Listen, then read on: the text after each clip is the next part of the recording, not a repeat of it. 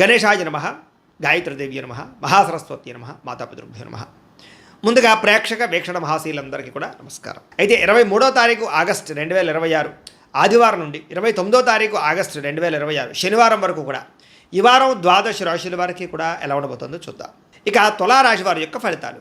ఈ వారం మీ గోచార గ్రహగతులు కనుక చూసుకున్నట్లయితే కొంచెం మిశ్రమ ఫలితాలే కనపడుతూ ఉన్నాయి. ఏంటంటే కొంతమంది పైకి మంచి వాళ్ళుగా నటిస్తూ మిమ్మల్ని పాడు చేద్దామని ప్రయత్నం చేస్తూ ఉంటారు, జాగ్రత్తగా ఉండాలి.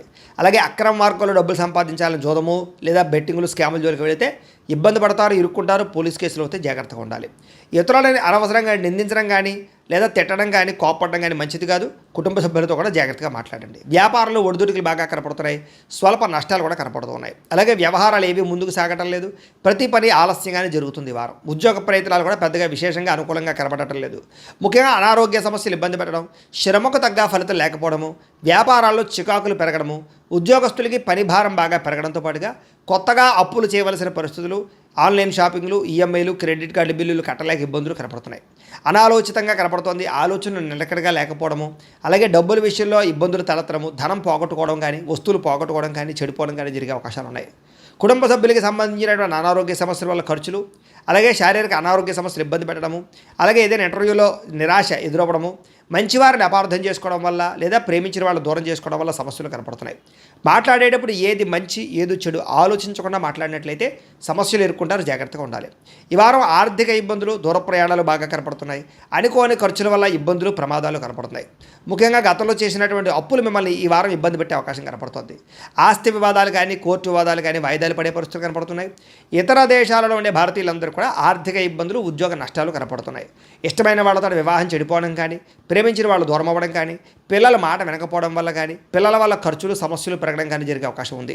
ప్రేమికుల మధ్య కూడా మనస్పర్ధలు, గొడవలు కనపడుతూ ఉన్నాయి. క్రమశిక్షణ లేనటువంటి జీవన విధానం వల్ల కూడా నష్టం కనపడుతుంది. ముఖ్యంగా భార్యాభర్తలు ఇంట్లో అనేక రకాల సమస్యల వల్ల మనస్పర్ధలు కనపడుతున్నాయి. ఇంటికి సంబంధించినటువంటి పనులు ఆలస్యం అవడము, వాహన ప్రమాదాలు, వాహనాలు చెడిపోవడము, తొందరపాటు నిర్ణయాలు తీసుకోవడం వల్ల నష్టాలు కనపడుతున్నాయి. కాబట్టి ఈ వారం చాలా జాగ్రత్తగా ఉండాలి. మద్యపానానికి, ధూమపానానికి, వ్యసనాలకి చాలా దూరంగా ఉండాలి. రాత్రి ప్రయాణాలు చేసినప్పుడు జాగ్రత్తగా ఉండాలి. విలువైన వస్తువులు పోగొట్టుకునే అవకాశం ఉంది, జాగ్రత్త. విద్యార్థులు కూడా అమ్మాయిలు వెంటపడి టైం వృధా చేసుకోవడం కానీ, అబ్బాయిలు వెంటపడి టైం వేస్ట్ చేసుకోవడం కానీ, తప్పులు చేయడం కానీ, కామపరమైన కోరికలు కానీ పెరిగిపోతున్నాయి. జాగ్రత్తలు తీసుకోండి. చదువు పట్ల ఆసక్తి పెంచుకోండి. పుస్తక పఠనం పట్ల ధ్యాస పెట్టండి. ఉద్యోగస్తులకి, విదేశాల్లో పనిచేసే ఉద్యోగస్తులకి పదవులు పోయే అవకాశం ఉంది, ఉద్యోగాలు పోయే అవకాశం ఉంది. కార్యాలయాల పని ఒత్తిడి కూడా అధికంగా కనపడుతుంది, జాగ్రత్తగా ఉండాలి. స్త్రీలకి భర్తతో ఇబ్బందులు, మనసులో బాధ ఎవరితో చెప్పుకోవాలో తెలియని పరిస్థితులు కనపడుతున్నాయి, జాగ్రత్తగా ఉండండి.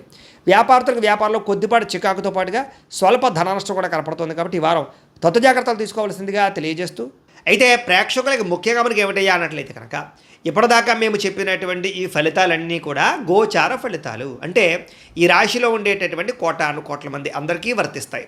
కాబట్టి ఆ రకంగా వినే ప్రయత్నాన్ని చేయండి.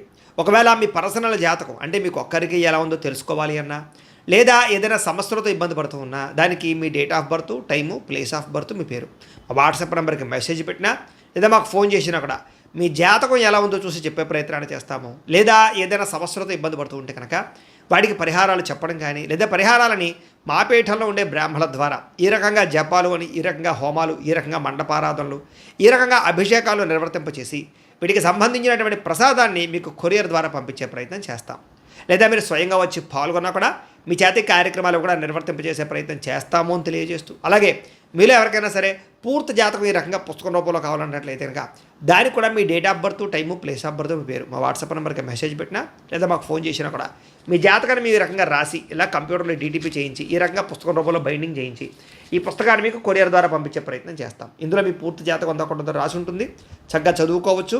ఇది మీకు జీవితాంతం ఉపయోగపడుతుంది. కాబట్టి మీరు ఎవరికైనా సరే ఇలా పూర్తి జాతకం పుస్తకం రూపంలో కావాలన్నా కూడా మమ్మల్ని సంప్రదించవచ్చు అని తెలియజేస్తూ, అలాగే ఇంట్లో డబ్బు నిలబడకపోవడము, ఆర్థిక ఇబ్బందులు, రుణ బాధలు, వ్యాపారాలు సరిగ్గా సాగకపోవడము, ఇలాంటి సమస్యలతో ఇబ్బంది పడుతూ ఉంటే కనుక అలాంటి దానికి ఇలాంటి జన వశీకరణ యంత్రము అని ఉంటుంది. లేదా ఇంట్లో కానీ, ఉద్యోగ సంస్థల్లో కానీ, లేదా వ్యాపార సంస్థల్లో కానీ నరదిష్టి వల్ల కానీ, నరఘోష వల్ల కానీ ఇబ్బందులు పడుతూ ఉంటే కనుక అలాంటి వాటికి ఇలాంటి నరఘోష యంత్రము అని ఉంటుంది.